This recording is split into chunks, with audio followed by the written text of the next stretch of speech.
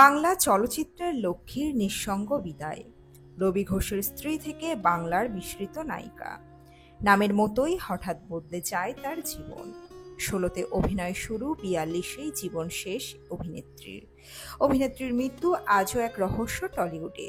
কোন অভিনেত্রীর কথা বলছি বিস্তারিত থাকবে এই প্রতিবেদনে। বন্ধুরা, চ্যানেলে নতুন হলে চ্যানেলটি সাবস্ক্রাইব করে রাখতে পারেন ও ভিডিওটি প্রচুর শেয়ার করতে পারেন।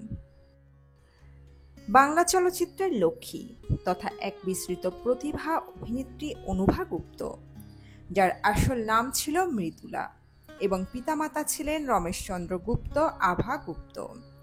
অবিভক্ত বাংলা দিনাজপুর জেলার এক সাধারণ পরিবারের মেয়ে হয়েও তিনি হয়ে উঠেছিলেন রূপালী পর্দার এক উজ্জ্বল মুখ। মৃদুলার শৈশব কেটেছে লেখাপড়া, গান, নাচ এবং শরীরচর্চার মধ্যে। শান্তিনিকেতনের পাঠভবনে পড়ার সময় থেকেই তার শিল্পচর্চার ভিত তৈরি হয়। সেখানকার শিক্ষা তাকে সৃজনশীলতায় সমৃদ্ধ করে তোলে। ভবানীচরণ দাসের কাছে সঙ্গীত শিক্ষা এবং বঙ্গীয় কলালয়ে নৃত্যচর্চা ছিল তার শিল্পী হয়ে ওঠার প্রস্তুতি পর্ব। মাত্র ১৫ বছর বয়সে থিয়েটারে অভিনয় শুরু হলেও রূপালী পর্দার দরজা খুলে যায় এক অদ্ভুত ঘটনার মাধ্যমে। মোহনবাগান মাঠে খেলা দেখতে গিয়ে সেখানকার গ্যালারি থেকেই তাকে দেখে ফেলেন প্রযোজক পরিচালক রবীন চট্টোপাধ্যায়, শিশির মল্লিক এবং খগেন্দ্রলাল চট্টোপাধ্যায়। তাদের চোখে মৃদুলার সরল সৌন্দর্য এবং স্বতঃস্ফূর্ত আচরণ ছিল এক নতুন নায়িকার খোঁজের সমাপ্তি। এইভাবেই সমর্পণ ছবির নায়িকা হওয়ার প্রস্তাব পান তিনি, যদিও প্রথমে সিনেমায় অভিনয় করাটা ছিল তার কাছে অবিশ্বাস্য। শেষমেশ মায়ের আভা নামকে সম্মান জানিয়ে অনুভা নামে আত্মপ্রকাশ করেন তিনি বাংলা চলচ্চিত্রে। অনুভার অভিনয় জীবনের সূচনা হয়েছিল ১৯৪০-এর দশকে। কেরিয়ারের এই দীর্ঘ পথে তিনি শুধু নায়িকা হিসাবেই নয়, চরিত্রাভিনেত্রী হিসাবেও নানা ধরনের ভূমিকায় অনন্য হয়ে উঠেছিলেন। হাসুলিবাগের উপকথা এবং কাঞ্চনজঙ্ঘার মতো কালোজয়ী ছবিতে অভিনয় করে তিনি নিজের জাত ছিনিয়ে দেন। এই সময়ে অভিনেতা রবি ঘোষের সঙ্গে তার পরিচয় ও পরে বিয়ে হয়। যদিও অভিনেতা রবি ঘোষের সঙ্গে তার ছিল এটি দ্বিতীয় বিয়ে। তার প্রথম স্ত্রীর নাম অনিল দে। তবে রবি ঘোষের সাথে বিয়েটাও শেষ পর্যন্ত তার সুখের হয়নি। তার প্রিয় বান্ধবী মাধবী মুখোপাধ্যায়ের কথায় অনিল দে নানা রকম অত্যাচার করতেন অনুভা গুপ্তার উপরে। রবি ঘোষের সঙ্গে বিবাহের পরেও চেষ্টা করেছেন কিভাবে তাকে ফিরিয়ে আনা যায়। ধাওয়া করেছেন তার পিছু পিছু নানা জায়গায় অনুভার হদিশ পেতে। এরপর অবশ্য বাংলা চলচ্চিত্রের লক্ষ্মীর শেষ জীবনটা বড়ই নির্মম। সম্পর্কের মানসিক যন্ত্রণা, সমাজের চোখ রাঙানি আর কর্মক্ষেত্রের টানাপোড়েন মিলিয়ে এক জটিল সময় পার করেছেন তিনি। একসময় নিজের দক্ষিণ কলকাতার বাড়ি থেকেও বেরিয়ে যেতে হয়েছিল তাকে শুধুমাত্র মানসিক শান্তির খোঁজে। সংসার এবং পেশাগত জীবনের চাপে ক্রমেই ভেঙে পড়ছিলেন অনুভা, যদিও প্রথমে রবি ঘোষকে বিয়ে করতে চাননি। পরে সম্পর্ক গড়ে উঠলেও সেই টানাপোড়েন তেমন থেমে থাকেনি। মানসিক যন্ত্রণায় ভুগতে থাকা এই অভিনেত্রীকে অনেক সময়ই দেখা গিয়েছে ক্লান্ত, বিমর্ষ চেহারায় পর্দায়। এই পরিবর্তন ছিল তার ভেতরের বেদনার প্রতিচ্ছবি। এরপর মাত্র ৪২ বছর বয়সে আচমকা থেমে যায় তার জীবন। ১৯৭২ সালের ১৪ জানুয়ারি তিনি চিরবিদায় নেন গড়িয়াহাট নার্সিংহোমে ব্রেন হ্যামারেজে আক্রান্ত হয়ে। অনুভার মৃত্যু ছিল নিছক একটি অভিনেত্রীর প্রস্থান নয়, বরং এক হারিয়ে যাওয়া সম্ভাবনার অপমৃত্যু। তার জীবন যেন এক সিনেমার ট্র্যাজিক ক্লাইম্যাক্স, যেখানে নায়িকা নীরবে হারিয়ে যায়, অথচ দর্শকের মন কাঁদিয়ে যায় তার অতৃপ্ততা, তার অমলিন স্মৃতি। অনুভার মৃত্যু ঘিরে রহস্য আজও থেকে গেছে টলিউড ইন্ডাস্ট্রিতে। অনুভা গুপ্ত সম্পর্কে যে কথাগুলি না বললেই নয়, তিনি ছিলেন মোহনবাগানের গ্যালারির মেয়ে। সে এক অপূর্ব প্রেম কাহিনী। সাংবাদিক রবি বসু লিখেছেন, আমার চোখের সামনে ৪০-৫০ দশকের উজ্জ্বল বিকেলের সেই সব দৃশ্য আজও ছবির মতো ভাসছে। অনুভাদি তখন হলুদ রঙা শাড়ি পরে মাঠে যেতেন। মোহনবাগান সেন্টার করে খেলা শুরু করলো। রাইট হাফ অনিলদের পায়ে যখন বল গেল, তখন তিনি কিকও করলেন না আর পাসও করলেন না। বলের ওপর পাটি চেপে দাঁড়িয়ে রইলেন। মেম্বার্স গ্যালারির দিকে তাকালেন। সেখান থেকে যতক্ষণ না হলুদ বরণা সুন্দরীর হাত ঊর্ধ্বে আন্দোলিত হতে দেখা গেল, ততক্ষণ পর্যন্ত বল নিয়ে দাঁড়িয়ে রইলেন। তারপর সুন্দরী যখন উঠে দাঁড়িয়ে হাত দেখালেন, সঙ্গে সঙ্গে গোলার মতো একখানা শট অনিলদার পা থেকে বেরিয়ে এলো। সারা মাঠ সেই দৃশ্য দেখে হৈ হৈ করে উঠল। এই প্রেমময় দৃশ্যের সাক্ষী আমি নিজে। অনুভা গুপ্তের কথা লিখতে বসে এর চেয়ে ভালো প্রস্তাবনা বোধহয় আর হয় না। 40-এর দশকে মোহনবাগান টিমের দুর্দান্ত খেলোয়াড় ছিলেন অনিল দে। এ হেন জনপ্রিয় ও কৃতি এক ক্যাপ্টেনের প্রেয়সী সুন্দরী অনুভাকে কলকাতা ময়দানের ফুটবল প্রেমীরা ভালো মতোই চিনতেন। বলা যেতে পারে পরবর্তীকালে শর্মিলা ঠাকুর, মনসুর আলী খান পাতৌদি, ভিভ রিচার্ডস, নীনা গুপ্তা বা আজকের অনুষ্কা শর্মা ও বিরাট কোহলির পূর্বসূরি হলেন 40-এর দশকের কলকাতা ময়দানের অনিল অনুভার জনপ্রিয় জুটি। সেই কারণেই অনুভা গুপ্ত বাংলা চলচ্চিত্রের পরিচালক ও প্রযোজকদের চোখে পড়েছিলেন ওই মোহনবাগান ক্লাবের গ্যালারি থেকে 1946 সালেই। তারপর তাকে নিয়ে বাংলা চলচ্চিত্র এতটাই মেতে উঠেছিল যে দেখা যাচ্ছে পরবর্তী 6 বছরে তিনি 24টি ছবিতে অভিনয় করেছেন, অর্থাৎ প্রতি বছর তার 4টি করে ছবি মুক্তি পেয়েছিল। অনুভার আসল নাম ছিল মৃদুলা। জন্ম 1929 সালের 27 ডিসেম্বর, অবিভক্ত বাংলা, দিনাজপুর জেলায়, মামার বাড়িতে। বাবার নাম রমেশচন্দ্র গুপ্ত, মা আভা। আভা গুপ্ত কবি ছিলেন। তার কবিতা ভারতবর্ষ পত্রিকায় নিয়মিত ছাপা হতো।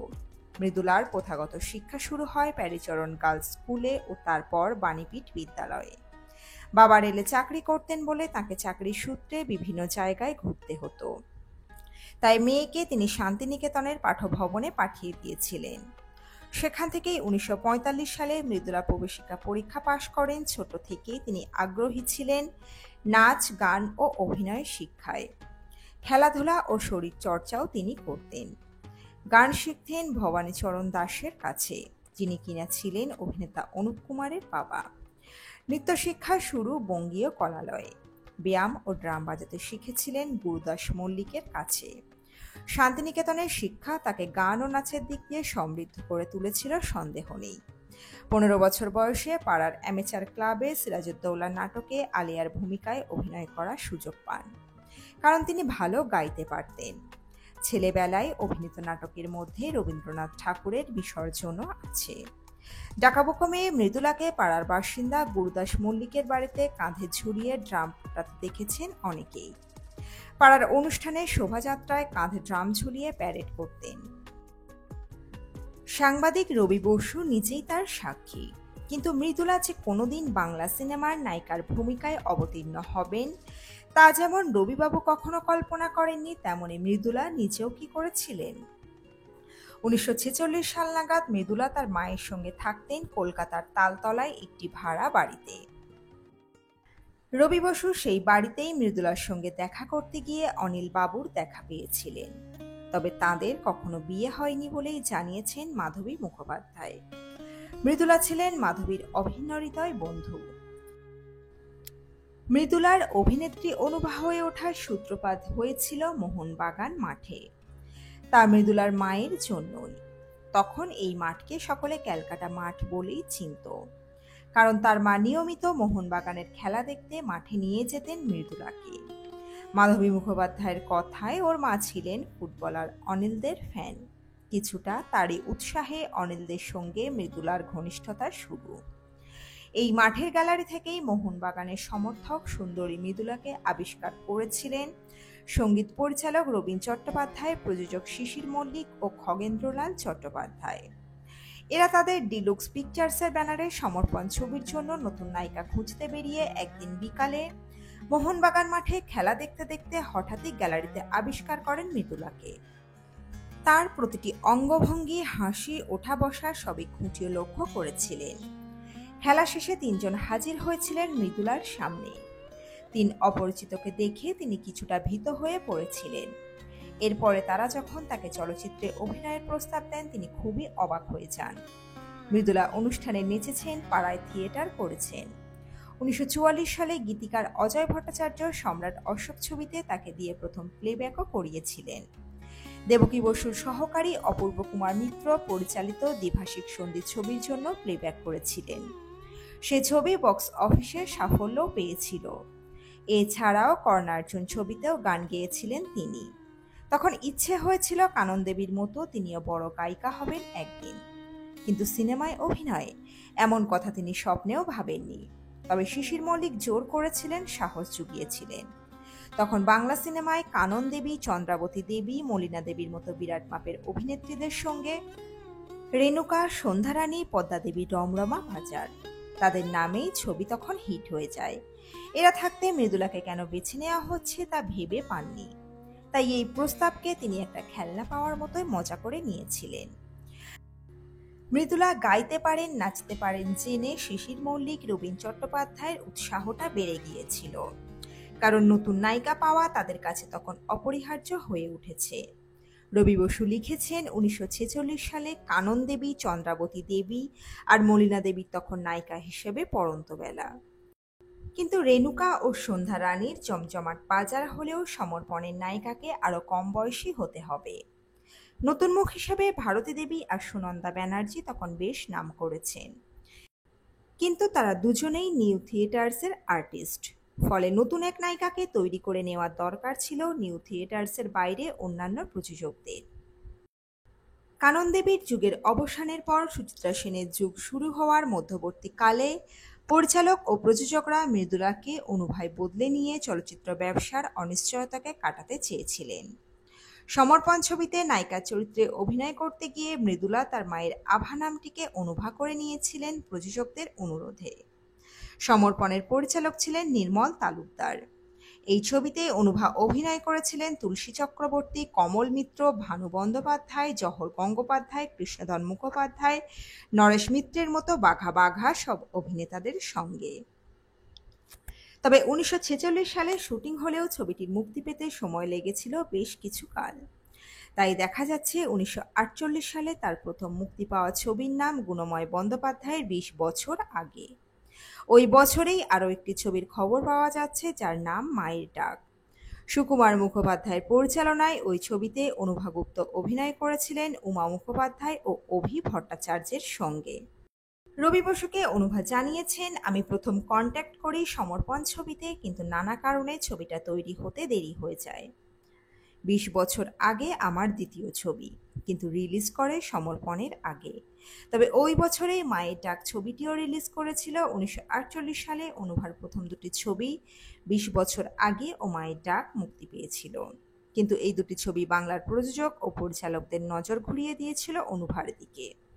এই নতুন মুখকে নিজেদের ছবিতে কাজ করাতে তৎপরতা এমন পর্যায়ে পৌঁছেছিল যে দেখা যাচ্ছে পরের বছর 1949 সালে অনুভা অভিনীত ছবির সংখ্যা হয়ে গিয়েছে 5। ছবিগুলি হলো সমর্পণ, কবি, বামুনের মেয়ে, অনন্যা ও আভিজাত্য। এই তথ্য থেকে নিশ্চিতভাবে বলা যায় সেই সময় দুই দিকপাল পরিচালক দেবকী বসু ও অজয় কর এবং কানন দেবীর মতো প্রভাবশালী প্রযোজকের ছবিতে কাজ করার ডাক নবাগতা অভিনেত্রী অনুভা গুপ্তকে বাংলা সিনেমায় নতুন নায়িকার আসনের স্থানটি নির্দিষ্ট করে দিয়েছিল মাত্র 1 বছরেই। কানন দেবী খুব স্নেহ করতেন অনুভাকে। আবার অনুভা গুপ্ত জীবনে কানন দেবী ছিলেন স্বপ্নের মানুষ। তিনি ছোট থেকেই তার মতো গায়িকা হতে চেয়েছিলেন। সেই কানন দেবী যখন তার নতুন প্রযোজনা সংস্থা শ্রীমতী পিকচার্সের ব্যানারে ছবি করবেন বলে ঠিক করলেন এবং প্রথম দুটি ছবি অনন্যা ও বামুনের মেয়েতে নবাগতা অনুভাকে অভিনয়ের সুযোগ করে দিলেন, তিনিও সেই কিংবদন্তি নায়িকার সঙ্গে প্রথম ছবিটিতে অভিনয় করার সুযোগ পেয়ে ধন্য হয়েছিলেন। এরপরে অনুভা ক্রমশই বাংলা সিনেমার অপরিহার্য অভিনেত্রী হয়ে উঠতে লাগলেন। দেবকী বসু, শৈলজা রঞ্জন মুখোপাধ্যায়, অজয় কর থেকে শুরু করে বাংলা সিনেমার সেই সময়ের সেরা পরিচালকরা অনুভাকে নিয়ে কাজ করতে শুরু করেন। লক্ষ্য করলে দেখা যাবে 1948 সালে তার প্রথম মুক্তিপ্রাপ্ত ছবির বছরে দুটি ছবি মুক্তি পাওয়ার পরে 1949 সালে 5টি ছবি মুক্তি পাচ্ছে। অনুভা অভিনীত উল্লেখযোগ্য চরিত্রগুলির মধ্যে ললিতা, সন্ধ্যা, সুনন্দা, চন্দ্রাবতী, মাধবী, কাদম্বিনী, জবা, অনিমা, নবলা, মালতী ইত্যাদি। 1956, 57, 58 সালে মোট 7টি ছবি মুক্তির পরেই তিনি কাজ শুরু করেন তপন সিনহার হাঁসুলি বাঁকের উপকথা ও সত্যজিৎ রায়ের কাঞ্চনজঙ্ঘা ছবিতে। 1961 ও 1962 সালে যা মুক্তি পায়। তরুণ মজুমদারের পলাতক, মৃণাল সেনের কলকাতা ৭১-এর মতো অনেক ছবির কথা মনে আসে, যা অনুভা গুপ্তর অনবদ্য অভিনয়ে সমৃদ্ধ হয়ে আছে। হাঁসুলিবাকের উপকথা ছবির জন্য তিনি বিএফজে পুরস্কার পান। এই ছবিতে অনুভার সঙ্গে কাজ করেছিলেন অভিনেত্রী লিলি চক্রবর্তী। তাঁর স্মৃতিতে রয়ে গিয়েছে অনুভার কথা। তিনি জানান, এই ছবিতে আমি প্রথম অনুভাদির সঙ্গে কাজ করি। তারা শঙ্করবাবুর লাভপুরে আমরা আউটডোরে গিয়েছিলাম। সেখানে একটা ধর্মশালার মতো খালি বাড়ি পরিষ্কার করে আমাদের থাকার ব্যবস্থা হয়েছিল। একটা ঘরে আমরা মেয়েরা থাকতাম, আমি, রঞ্জনা অনুভাদি আর নিভাননী দেবী। এইখানেই প্রথম দেখা হয় আমাদের। অনুভাদি খুব মিশুকে মানুষ ছিলেন, রান্না বান্নায় ছিলেন এক্সপার্ট। আউটডোরে শুটিং না থাকলে সকলের জন্য রান্না করতেন। একটা বড় বারান্দা ছিল, সেখানে শতরঞ্চি পেতে রাতের খাওয়াটা একসঙ্গে খাওয়া হতো। ডিরেক্টর, ক্যামেরাম্যান থেকে টেকনিশিয়ানরা সবাই খুব যত্ন নিতেন সকলের। কোনো সমস্যা হলে ওকে বললেই সমাধান মিলে যেত। ওখানেই রবি ঘোষের সঙ্গে ওর আলাপ হয়, তারপর বিয়ে। মাধবী মুখোপাধ্যায়ের কাছে অকপটে নিজের দুঃখের কথা বলতেন তার অনুভাদি। অনিল দে খুবই অত্যাচার করতেন অনুভার উপরে। রবি ঘোষের সঙ্গে বিয়ের পরেও চেষ্টা করে গিয়েছেন কি করে ওনাকে ফিরিয়ে আনা যায়। তার বাড়ি অবধি ধাওয়া করেছেন অনুভাদি কোথায় আছে তার হদিশ পেতে। ওর ব্যক্তি জীবনের কথা খুব বেশি জানা যায় না। এক বোন ছিলেন, তিনি কিন্তু অভিনয়ের দিকে আসেননি। অশান্তির কারণে অনুভা গুপ্ত এক সময় নিজের করা দক্ষিণ কলকাতার বাড়ি থেকে এক কাপড়ে বেরিয়ে এসেছিলেন। রবি ঘোষের সঙ্গেও বিয়ের ব্যাপারে প্রথমেই রাজি ছিলেন না, বলতেন বন্ধু হিসেবে থাকবেন।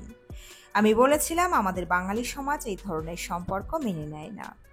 ওদের যখন প্রেমের সম্পর্ক গড়ে উঠছে সেই সময়টায় অনুভাদি, রবি ঘোষ, আমি একসঙ্গে বেরিয়েছি। ওরা দুজনে গল্প করছেন আর আমি একটু দূরে চলে গিয়েছি ওদের একা থাকতে দিয়ে। তবে বিয়ের পরে ক্রমশ রবি ঘোষের সঙ্গে সম্পর্কটাও খারাপ হয়ে যায়। ছেলেবেলার খেলোয়াড় অনুভা চিরকালই তার মধ্যে বেঁচে ছিল। 1953 সালে বিহারীলাল আগরওয়ালকে দেওয়া এক সাক্ষাৎকার থেকে জানা যায়, 1952 সালে কলকাতায় অনুষ্ঠিত আন্তর্জাতিক চলচ্চিত্র উৎসবের অঙ্গ হিসাবে চলচ্চিত্রের কলাকুশলীদের নিয়ে যে স্পোর্টসের আয়োজন হয়েছিল, সেখানে অনুভা সর্বাধিক ইভেন্টে জিতেছিলেন এবং মেয়েদের ক্রিকেটে সবচেয়ে বেশি রান করেছিলেন।